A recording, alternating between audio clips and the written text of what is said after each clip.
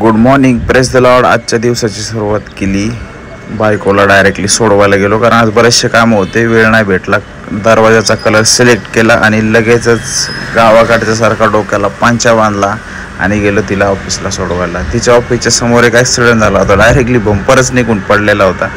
ते बघून पण जरा तिला हसायला आलं. त्याच्यानंतर परत डोक्याला पंचा बांधला आणि निघलो सरदारजीसारखा कामावर जायला. परत कामावर पोहोचलो, काम चालू झाले. इकडे बायकोने मस्त घरी निघल्याच्या नंतर एक मस्त भेळ घेतली होती. भेळ खाल्ली, स्टेशनला आली, मी तिला घ्यायला गेलो. परत आम्ही संध्याकाळ झाली घराकडे निघलो. मस्त सोबत जेवण केले.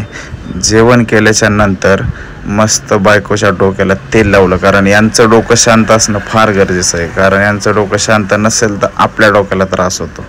म्हणून मस्त तेल लावलं आणि बायकोला झोपी घातलं. त्याच्या मला पण झोप आलेली होती, तरी पण मी हे काम करत होतो.